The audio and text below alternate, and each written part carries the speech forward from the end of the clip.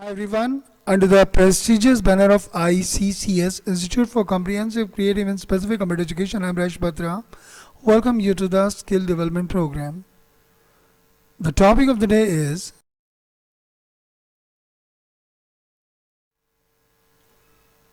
It's Time. The structure of the topic is It's time for somebody to do something.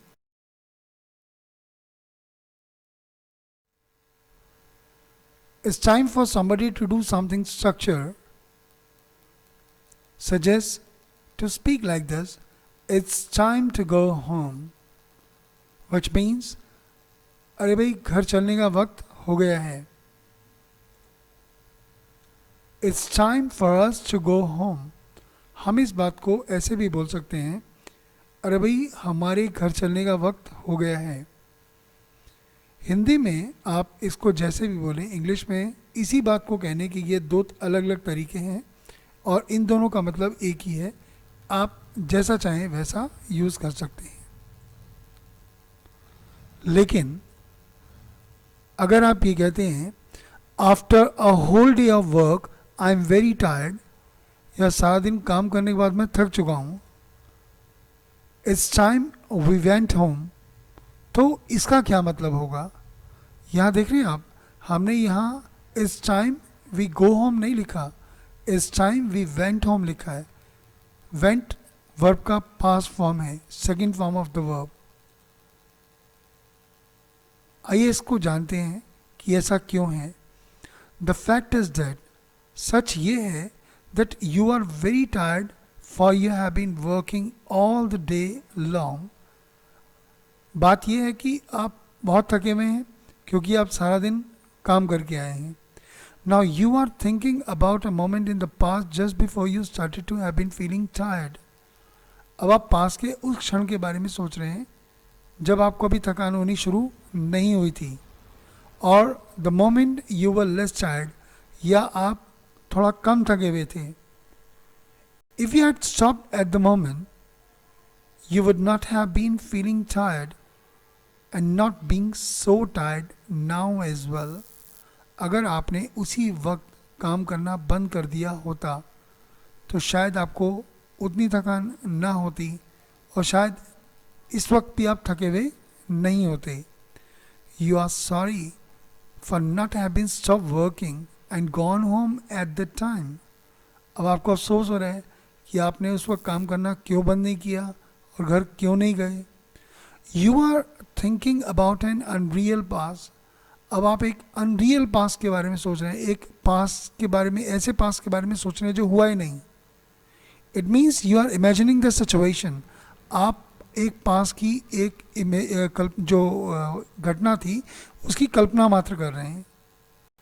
About the pass in which you didn't do something. एक ऐसी पास की बात जो आपने की ही नहीं. So you use so-called past subjunctive of a verb. इस तरह के sentences में हम past subjunctive of verb का इस्तेमाल करते हैं. It has exactly the same form as a simple past of the verb. जैसे कि go, went, gone. Past subjunctive of the verb जो सा होता है उसकी वही फॉर्म होती है जैसे कि सेकेंड फॉर्म होती है, यानी went. तो ये पास्ट सब्जेंटिव ऑफ वर्ब है वेंट. तो आप इसे कह सकते हैं it's time I stop working and went home. यहाँ स्टॉप्ड और वेंट जो से हैं दोनों पास्ट सब्जेंटिव फॉर्म है. हम यहाँ इन दोनों वर्ब का इस्तेमाल क्रिटिसाइज और कंप्लेन करने के लिए कर रहे हैं, यानी आलोचना करने के लिए या शिकायत करने के लिए कर रहे हैं. यानी ये ऐसी दो काम हैं जो हमने किए ही नहीं, यानी हमें उस चीज़ का अफसोस हो रहा है. It's time I stop working and went home. यार अब तक तो मुझे काम ख़त्म करके घर चले जाना चाहिए था.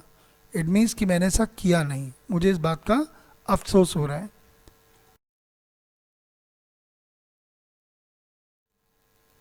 आइए इसको थोड़ा और क्लियर करते हैं. जब भी हम किसी चीज़ की आलोचना करते हैं या शिकायत करते हैं तो हम पास्ट फॉर्म का यूज़ करते हैं. इसे पास्ट सब्जेंटिव कहते हैं. यानी यहाँ स्ट्रक्चर होगा it's time you did something.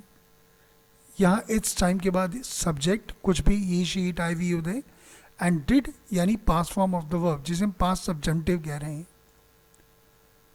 इस टाइम यू डिड समथिंग का मतलब है you should have done it already, आपको इसे पहले कर लेना चाहिए था ना, या शुरू कर देना चाहिए था ना।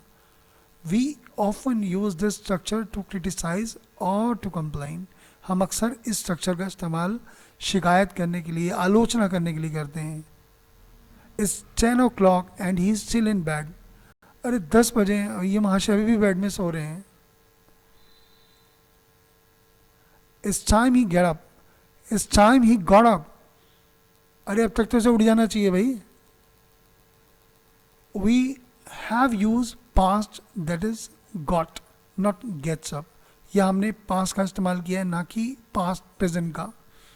हमने गेट्स अप यूज़ नहीं किया, हमने पास्ट का इस्तेमाल किया, गॉट का इस्तेमाल किया। पास्ट फॉर्म का काम क्या होता है, यानी हम एक अनरियल पास्ट को तलाश रहे हैं जो हुआ ही नहीं, क्रिटिसाइज कर रहे हैं, कंप्लेन कर रहे हैं, अरे इसे उठ जाना चाहिए था, यानी वो अभी भी उठा नहीं है। इस time the children were in bed, यार अब तक तो बच्चों को सो जाना चाहिए। इट मीन्स कि बच्चे अभी भी जगह में। It's long after their bed time, सोने का वक्त कब का निकल चुका है, कितनी देर हुई है।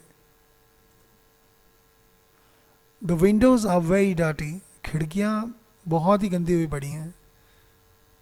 आई think it's time we clean them, भाई अब तक तो हमें इसे साफ कर लेना चाहिए था।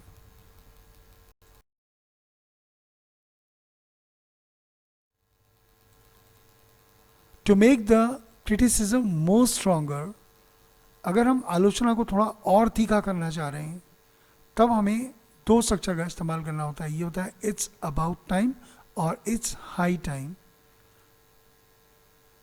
Rahul is great talker, Rahul बहुत बातूनी है। But it's about time he did something instead of just talking, अब बस वो खाली बातें ना मारे और कुछ करके दिखाए। आप इसी बात को ऐसे भी बोल सकते हैं, but it's high time he did something instead of just talking, मतलब वही है कि वो खाली बातें ही ना करे, कुछ करके भी दिखाए। यू आर सेल्फिश, तुम बहुत स्वार्थी हो भाई।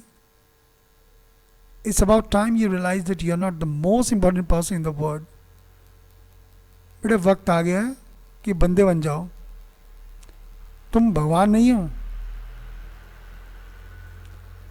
आप इसी बात को ऐसे ही बोल सकते हैं, it's high time you realise that you are not the most important person in the world. वही बात कि यानी वक्त आ गया है, बंदे बन जाओ, संभल जाओ, रियलाइज कर लो, एहसास कर लो कि तुम हो क्या। तुम इस दुनिया के कोई बहुत महत्वपूर्ण इंसान नहीं हो, यानी हम कहते तुम भगवान नहीं हो, तुम खुदा नहीं हो।